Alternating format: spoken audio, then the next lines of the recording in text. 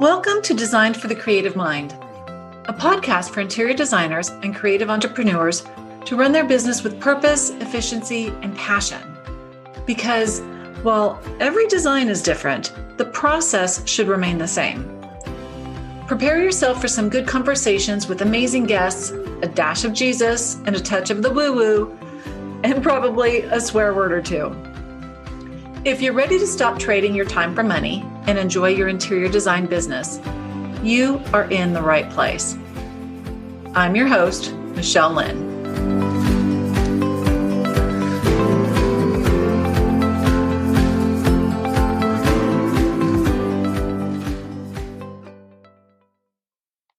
Hello, and welcome back to the podcast, everybody. I'm so excited you are here today because I have not only somebody who's become my friend, but somebody who has made my branding look amazing on the Design for the Creative Mind side of my business.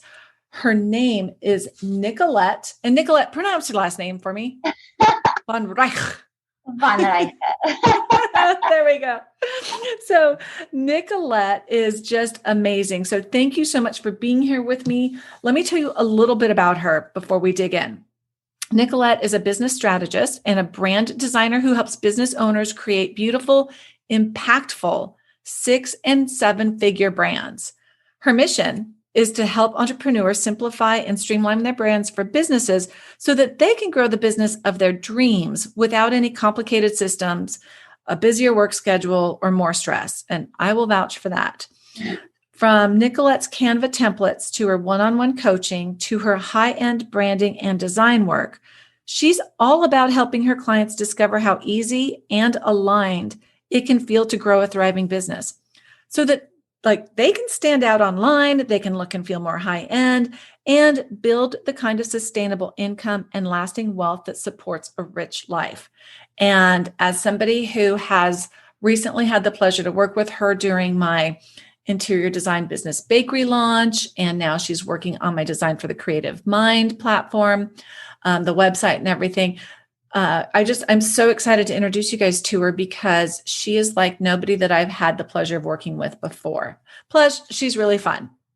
So let's dig in and find out a little bit more about Nicholette. How did you get started in this business? It's not something that I would have thought about growing up. Graphic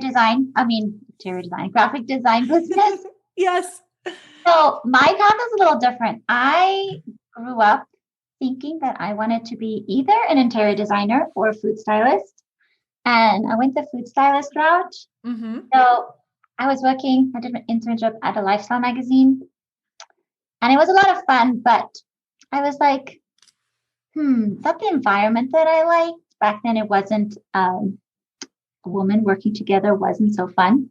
Mm-hmm. It was quite competitive. Understood.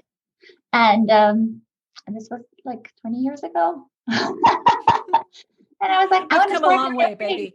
I want to start my own thing. And so I started freelancing and meeting other photographers and freelance food stylists, and they were doing things differently. And I was like, I like this. There's no backstabbing.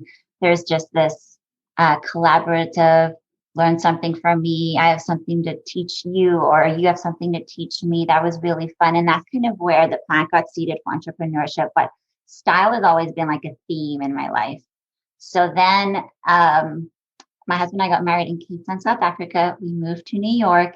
And then I worked actually for an orthopedic surgeon while I studied through IIN, which is like Institute for Integrative Nutrition. And I didn't know that. I'm totally familiar with them. I have their book. I had a nutritionist, Holly, who taught me all about that. Oh my gosh. Oh, we're going to have to talk about that offline. But I love that. Yes. Yes. And so I was like, well, I want to show how beautiful food and healthy living can be beautiful, the style aspect. So I got pregnant with my son. We moved closer to family in Colorado, and I started being like a health coach. You know, when you're pregnant, you move houses, you buy cars, you start a new business, you build your website, you do all those crazy things. And at the same time, I took Marie Forleo's B School. Yes. There was a lot going on at the same time. And then it's funny because I started then also experimenting with graphics in Canva. creating my first online course, which was an Eating for Energy course for moms. And the people who bought my course, they're like, well, I want you to take us through your house and show us how you organize your house. And I'm like, what? That has nothing to do with eating. But I also showed them like how I would stock my pantry and all those things. So then I did that and I created another course taking them through my house. And then they're like, okay, great. Now we want you to show us how you do your graphics. And I was like, okay. And so it's funny because I just let my audience guide me, because I feel like sometimes other people see things in you that you don't see because you're just in it, right? Yes. So and my you take audience, things for granted. you do. And so they're like, oh, that makes sense. And this is when, I took Canva a lot more seriously. I used Canva for all my graphics, started teaching people how to do it. And then I saw that gap in the industry in terms of people not teaching business owners how to effectively create their own branding and their own graphics online, because it was like, if you didn't work with a designer who had Photoshop or InDesign, you didn't have beautiful graphics. And then there was the turnaround time, but you would get onto the next thing so fast that you were like, hold, I don't want that anymore. I want this direction now. So I feel like Canva really filled that gap really nicely. Oh my gosh. And Canva is so amazing just as to how you can pull so many different pieces into it. And you're a master of it. Like, I thought I was pretty decent. And then I was seeing your graphics and I was like, oh, and then I'd go in and try to change it and you'd slap my hand. Which I think the creatives on here can completely appreciate. Interior designers are the same way. It's like, that pillow does not go on that couch. It goes over here and it goes next to this one. And here's where it's supposed to be. Put it back. So I think as creatives that are in the audience, we can understand our designs and why a lot of the details are important. But also from a business standpoint, how can you explain why branding is so important to a business, maybe in a way that we can relate to as interior designers? Does that make sense? Yeah. So I think, creating inviting spaces is really important as an interior designer. So that first impression is key. But it's that whole experience that we're creating for our clients in person. So as far as possible, we want to bring that same kind of vibe online for our online clients. So we put so much love and care into every detail, and I feel like our brand needs to be the same way. So sometimes we have all these beautiful systems in place to run our business. But they'll have good systems if they work with me. Not everybody does.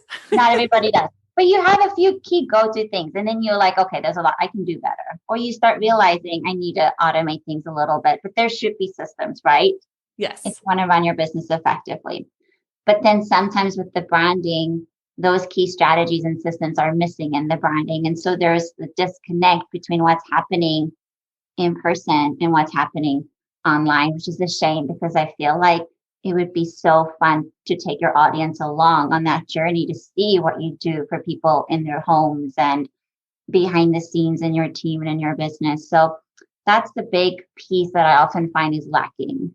So it sounds like as interior designers, we tell the story of the people who live in the home. As a graphic designer, you're telling the story of the business that you are representing and the people behind it. Yes. So it's basically the same philosophy. It's just different tools. Yes. Y'all, this podcast episode was made possible in part by Foyer, a lightning-fast interior design software that creates photorealistic renderings. I'm not kidding. You can barely tell that it's not a real room. So why leave your beautiful designs up to the imagination of your client when you can show them what their space is going to look like? You will sign more clients and get more approvals with this software. It's powered by artificial intelligence.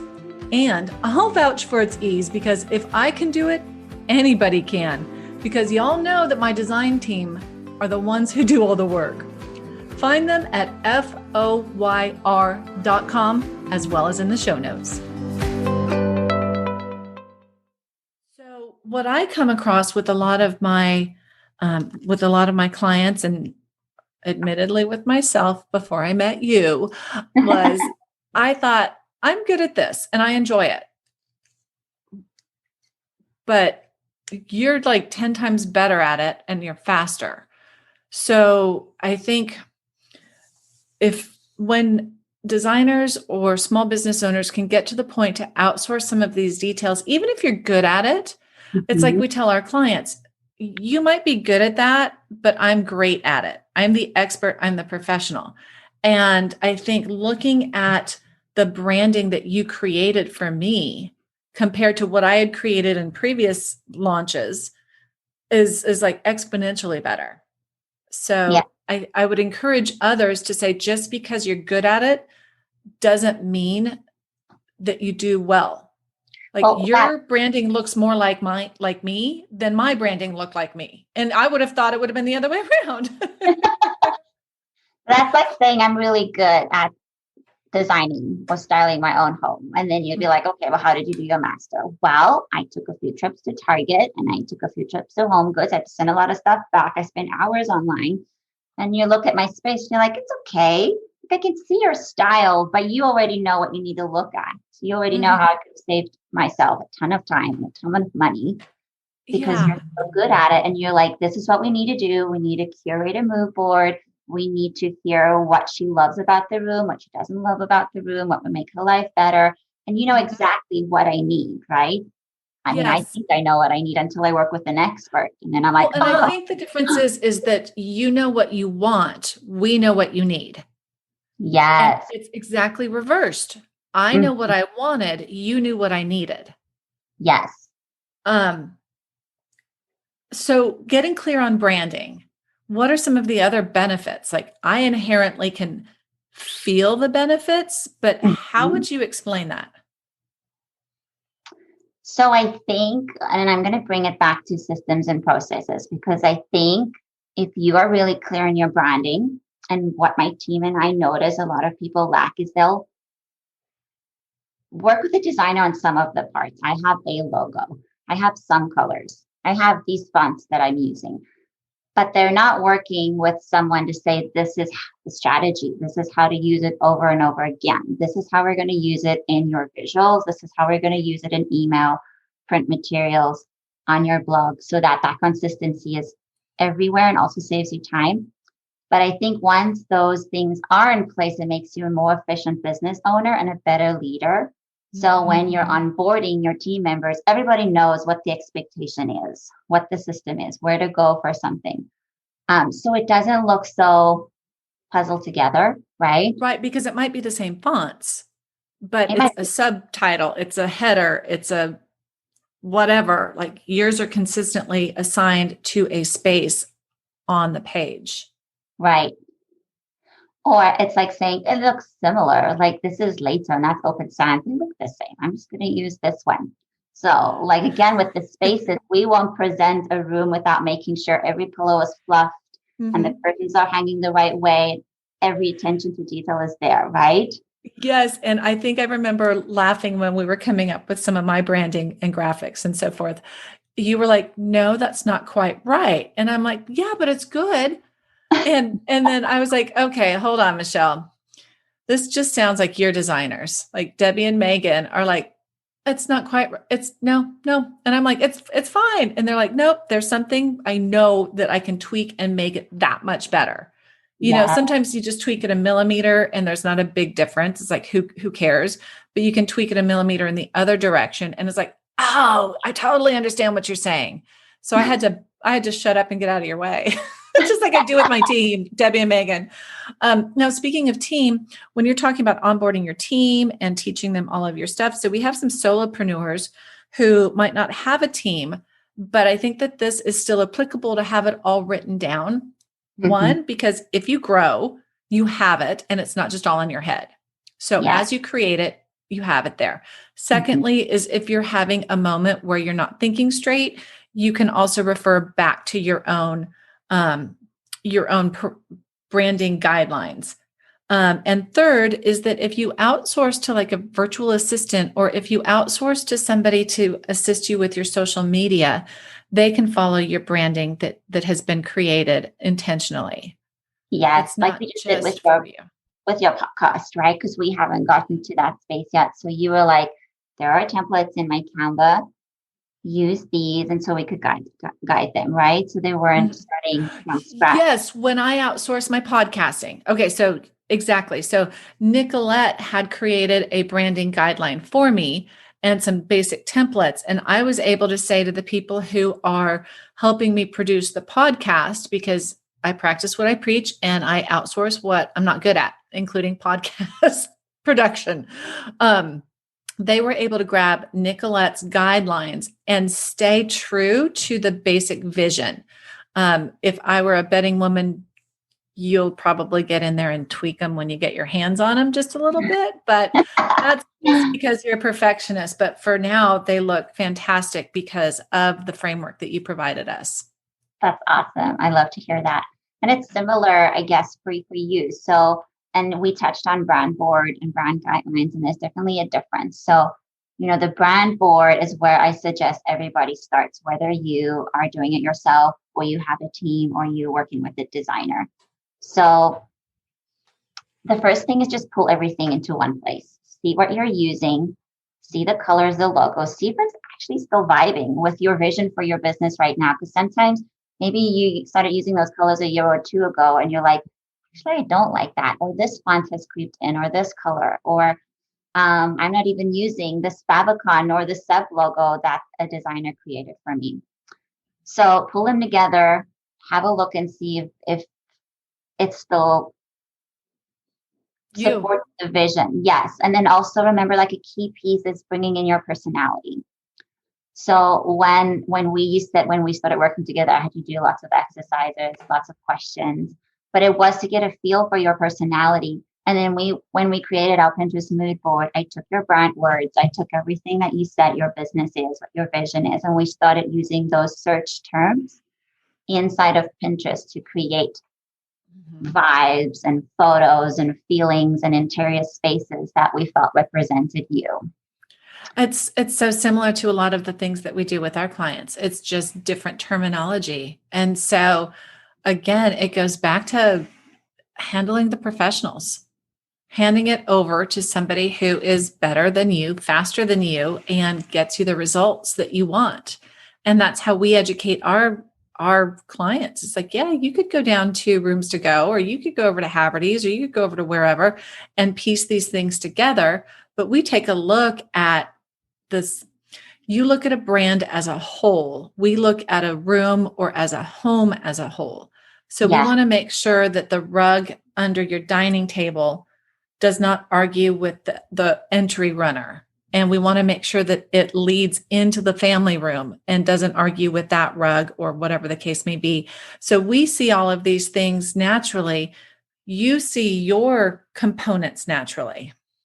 Yes, that's such a good explanation visually, because when I look at my spaces, I'm like, okay, there's a theme, but it definitely feels a little disconnected because I'm not working with someone who is working with interior spaces all day, every day. Mm-hmm.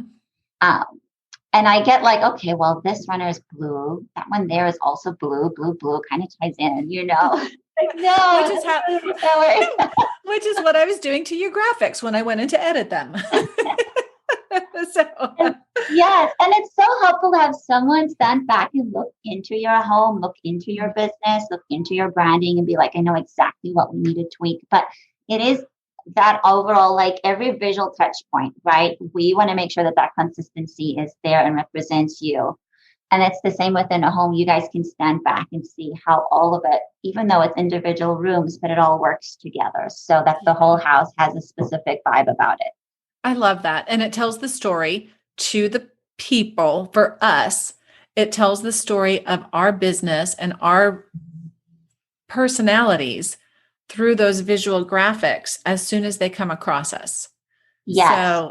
So for anybody who is listening to this close to real time, you can go take a look at my before website and then you'll be able to compare it to the after. And then you can take a look at all of the business bakery and rolling in the dough graphics and so forth that Nicholette has created. And you'll just be able to watch this particular line of my business evolve. And I'm super excited about it. Yeah. So Now, I'm fortunate that I'm far enough along in my business. I'd say I'm fortunate enough that I can finally afford a professional. I'm also wise enough to do it now. How does someone start coming up with their brand strategy? Let's just say if they can't afford to hire you right now or a professional, like how can they bootstrap it until they can get to the level of an expert? Good question. Or do you like, and where would you put that in your level of priorities from building a business? So I think, hiring a quality designer is always going to be one of the best investments that you can do in your business. And I think sometimes people feel like if I hire a designer, it has to be for everything, but it can be for just your brand. What is your specific brand? What is the guidelines? And that at least is the foundation, right? It doesn't have to be for all your social media channels, all your whole website. So if you can only afford working with a designer on one piece, that would be what I would suggest that you do. If it's something that you feel that you're struggling with, if you like, it's easy in person, I know my personality, I know my style, but I'm struggling to bring all of that online, then I think it's going to save you a lot of time and headaches to try and DIY it yourself. But if you're like, but I actually love doing this, or I have a team member that has that eye for design, then you want to make sure that number one, like we said, create that brand board, because sometimes people are just like, well, all these things go really well together, but pull it into a brand board and actually make sure that the pieces do go well together, and bring in like 5 to 4 brand words, your core values, like try and pull 4 or 5 brand words. And I always say like this helps you choose the colors, the fonts, the visual aesthetics, because you're going to run it through those 4 to 5 words, exactly like we did for you. Does this match? Like for me, it's timeless and casual and chic. So everything, every graphic that I choose, every font that I use, I make sure that it's in line with those brand words. So that's the one thing that I think is missing. And the second step, once you're happy with your colors and fonts, is to bring those brand elements across all of your social media channels, your print materials, your newsletters, your blog posts. And sometimes people freak out and I say, start with one at a time. This is what we're doing with YouTube. We start with one thing at a time. For us, it was first the, big baking, your program. And then it was the workshop. And from there, we were like, okay, now we're going to move on to, and we did the Facebook group. So we knew what we were focusing on first. There's a lot of things that we could have focused on. We could have said, oh, Instagram, no website, no this freebie. But we're like, no, we're going to start with one thing, then the next, then the next. So how do you eat an elephant? One bite at a time. Yes. So you don't have to do it all at once. You're gonna choke. Yes, exactly. And there's a lot of resources. Like I have some resources too in my shop and my membership that you can use. So if you're like, I want to focus on podcast, I want to focus on my Instagram, I want to share tips, I want to share testimonials, then there's resources that you can use so you don't have to create from scratch every single time.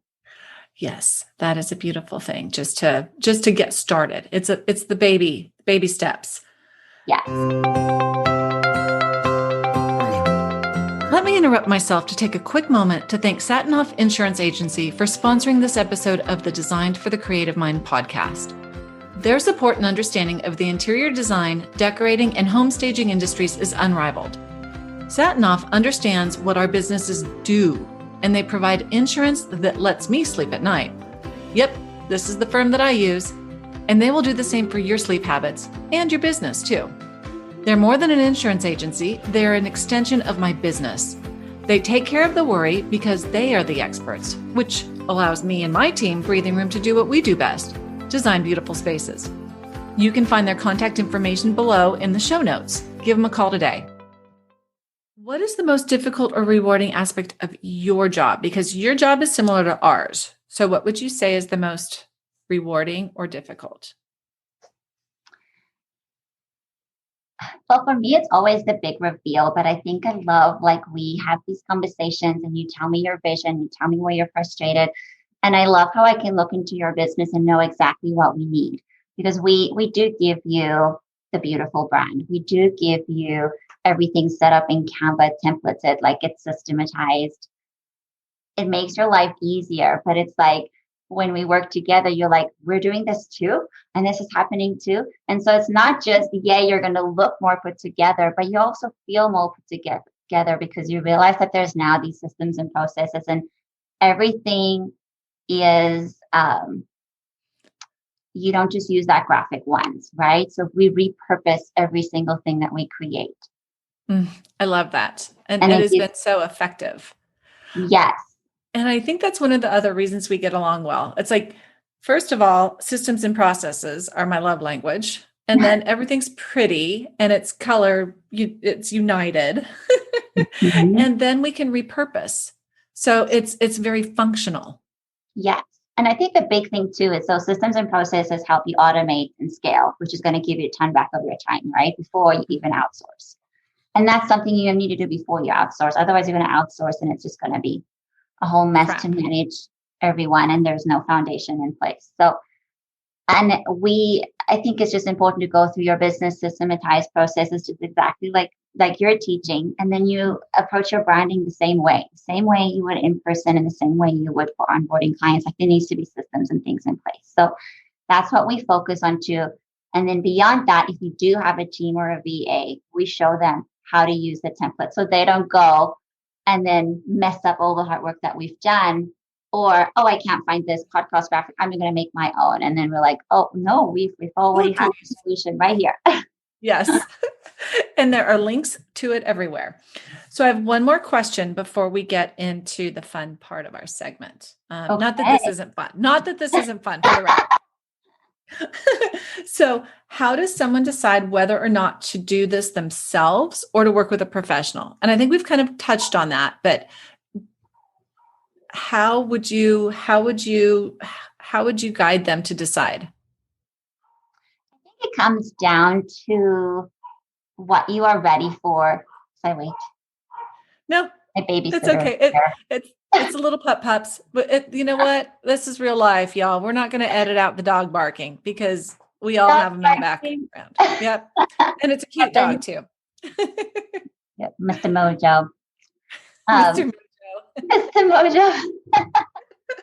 So I think the big thing, now everybody's talking in the background. That's okay. Sorry. Here, we'll pause it for a second. What you feel ready for, like you always have the option to DIY and you have the option to hire someone. But if you are going to DIY, again, make sure that you have a strategy and that all the hard work that you're putting in is paying off for you. Like you're going to have a system in place that's going to save you time when you're creating content. And content creation, visual content creation, like the kind that we do, is time consuming. And then if you are ready to hire out, maybe you just get that designer for one piece, and then you can decide if you want to continue working with them in the long run. Dude, I am totally going to be sharing that information with my audience, with my listeners, with my clients and so forth, is that you don't have to hire her for the whole thing. Right. I don't have to hire you for my whole house. I can start with my office. Actually, we do. We have a for you, I make an exception. But we also do have we have vertical service levels for our interior design. So I'm just being a little silly. But yeah, it's nice to be able to say here's the first bite, and then here's as you get bigger. And I think we're going to be touching on that at the end as to how people can get in touch with you. Okay. So now I love to talk all things business and processes and systems are just my love language, but I also like to have a little bit of fun. So the next segment is rapid fire. Okay. It's just Q&A format to get to know you a little bit better. Nothing is off the table. Okay. So just don't even think about the answer. Just let's see what comes up today. So are you ready? Go. Beach or mountains? Both. What is your favorite form of exercise? Walking. Chocolate chip or dancing? Or dancing while you're walking. Your neighbors would love that. Chocolate chip or oatmeal cookies? Chocolate chip. Do you have a consistent morning routine? Somewhat. I think if I just start my day in silence with a cup of tea when the boys aren't awake yet, and I just focus either reading, meditating, journaling, or working out, like doing something for me, that sets my day up for success. That works. Well, that was my next question, tea or coffee? There we go. Are you left or righty? Left or right-handed? Both. Are you really? Yeah, I was born left-handed. And then my mom was like, I think it will be better for her if she's right-handed. So I write with my right hand, but I'm always switching when I'm doing other things. So interesting. Yeah, it is. I think my daughter's going to be a lefty. Yeah, that's so funny. I love it. When was the last time you took a nap? 2 weeks ago. Oh, nice. Favorite book? I don't have one because I just love too many different things. Yeah, I have a hard times like choosing if you can. Well, it just depends on the mood. I understand. Would you consider yourself an introvert or extrovert? Introverted extrovert. I think that's called an ambivert. I need to look that up. Cake or pie? Cake. Cake. What flavor cake? Chocolate. Frosting? Cake. I used to love the frosting as a kid. Now I'm like, how can I have my frosting? I want the cake part. Which goes perfectly with my interior design business bakery because we have the and this is not a plug for it, but do you remember when we were putting it together and we had the key ingredients? Yeah. And then I asked you to create a frosting section for all of the extra sweet stuff. It's like, and people were like, no, you have to have cake with frosting. I'm like, no, cake by itself is pretty damn good. The frosting is the extra. So that's so funny. Well, Nicholette, thank you so much for being on the show today. I mean, I always enjoy visiting with you, but I love sharing your, I guess I could call it design genius. It's just graphic design instead of interior design, your design genius with the audience. And I know they've loved everything that you've shared. Will you tell the audience how they can find you, please? Yes. And thanks for having me. It's always fun visiting with you. So it's Nicholette Styles and so on social media, nicolettestyles.com. And then I have a special link for your listeners so they can go to nicolettestyles.com/Michelle Lynn. And so I'll put some resources for them on that page. Perfect. And I will make sure all of that is in the show notes so that you guys can figure out Nicholette Styles, Michelle Lynn, all of these types of details. And I highly recommend that you follow her because every so often she gives away freebies. She has little courses, big memberships, all sorts of things that can continue